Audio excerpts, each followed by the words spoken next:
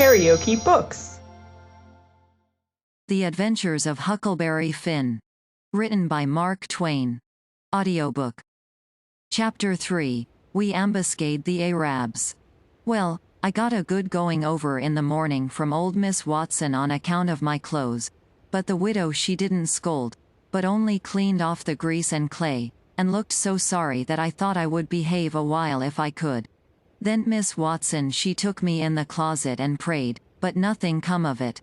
She told me to pray every day, and whatever I asked for I would get it. But it warn't so. I tried it. Once I got a fish line, but no hooks. It warn't any good to me without hooks. I tried for the hooks 3 or 4 times, but somehow I couldn't make it work. By and by, one day, I asked Miss Watson to try for me, but she said I was a fool. She never told me why, and I couldn't make it out no way. I sat down one time back in the woods, and had a long think about it. I says to myself, if a body can get anything they pray for, why don't Deacon Wynne get back the money he lost on pork? Why can't the widow get back her silver snuff box that was stole? Why can't Miss Watson fat up? No, says I to myself, there ain't nothing in it. I went and told the widow about it, and she said the thing a body could get by praying for it was spiritual gifts. This was too many for me, but she told me what she meant. I must help other people, and do everything I could for other people, and look out for them all the time, and never think about myself. This was including Miss Watson, as I took it. I went out in the woods and turned it over in my mind a long time, but I couldn't see no advantage about it, except for the other people. So at last I reckoned I wouldn't worry about it any more, but just let it go.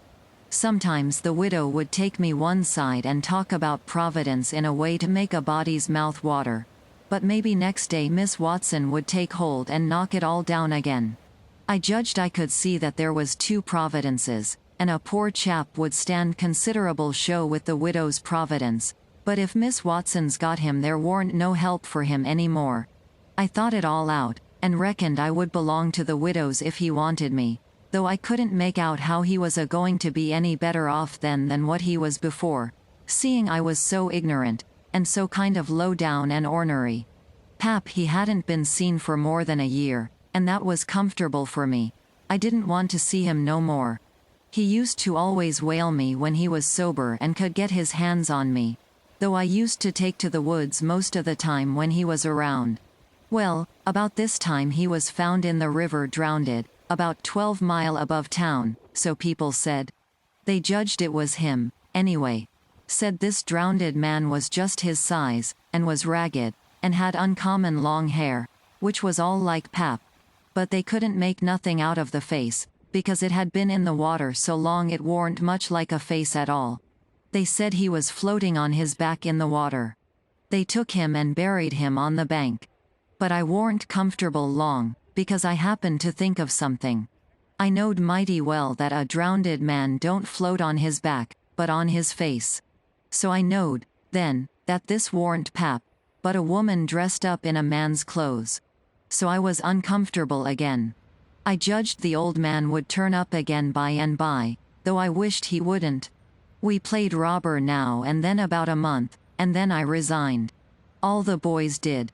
We hadn't robbed nobody, hadn't killed any people, but only just pretended. We used to hop out of the woods and go charging down on hog drivers and women in carts taking garden stuff to market, but we never hived any of them. Tom Sawyer called the hogs ingots, and he called the turnips and stuff jewelry, and we would go to the cave and powwow over what we had done, and how many people we had killed and marked. But I couldn't see no profit in it.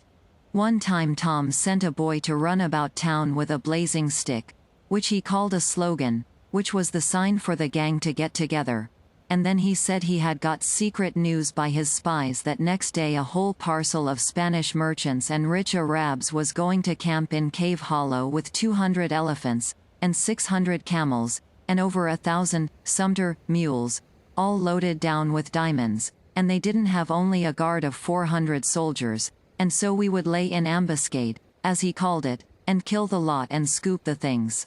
He said we must slick up our swords and guns, and get ready. He never could go after even a turnip cart, but he must have the swords and guns all scoured up for it, though they was only lath and broomsticks, and you might scour at them till you rotted, and then they warn't worth a mouthful of ashes more than what they was before. I didn't believe we could lick such a crowd of Spaniards and Arabs, but I wanted to see the camels and elephants, so I was on hand next day, Saturday, in the ambuscade, and when we got the word we rushed out of the woods and down the hill. But there warn't no Spaniards and Arabs, and there warn't no camels nor no elephants. It warn't anything but a Sunday school picnic, and only a primer class at that. We busted it up, and chased the children up the hollow, but we never got anything but some doughnuts and jam, though Ben Rogers got a rag doll, and Joe Harper got a hymn book and a tract. And then the teacher charged in, and made us drop everything and cut. I didn't see no diamonds, and I told Tom Sawyer so. He said there was loads of them there, anyway, and he said there was Arabs there, too, and elephants and things. I said, why couldn't we see them, then? He said if I warn't so ignorant, but had read a book called Don Quixote, I would know without asking. He said it was all done by enchantment. He said there was hundreds of soldiers there, and elephants and treasure, and so on, but we had enemies which he called magicians, and they had turned the whole thing into an infant Sunday school, just out of spite. I said, all right. Then the thing for us to do was to go for the magicians. Tom Sawyer said I was a numbskull. Why, said he, a magician could call up a lot of genies, and they would hash you up like nothing before you could say Jack Robinson. They are as tall as a tree and as big around as a church. Well, I says, suppose we got some genies to help us. Can't we lick the other crowd then? How you going to get them? I don't know. How do they get them? Why, they rub an old tin lamp or an iron ring, and then the genies come tearing in, with the thunder and lightning a-ripping around and the smoke a-rolling, and everything they're told to do they up and do it. They don't think nothing of pulling a shot tower up by the roots, and belting a Sunday school superintendent over the head with it, or any other man. Who makes them tear around so? Why, whoever rubs the lamp or the ring. They belong to whoever rubs the lamp or the ring, and they've got to do whatever he says. If he tells them to build a palace 40 miles long out of diamonds, and fill it full of chewing gum, or whatever you want, and fetch an emperor's daughter from China for you to marry, they've got to do it, and they've got to do it before sunup next morning, too. And more. They've got to waltz that palace around over the country wherever you want it, you understand. Well, says I think they are a pack of flatheads for not keeping the palace themselves, 'stead of fooling them away like that. And what's more, if I was one of them I would see a man in Jericho before I would drop my business and come to him for the rubbing of an old tin lamp. How you talk, Huck Finn. Why, you'd have to come when he rubbed it, whether you wanted to or not. What? And I as high as a tree and as big as a church? All right, then, I would come. But I lay I'd make that man climb the highest tree there was in the country. Shucks, it ain't no use to talk to you, Huck Finn. You don't seem to know anything, somehow, perfect saphead. I thought all this over for 2 or 3 days, and then I reckoned I would see if there was anything in it.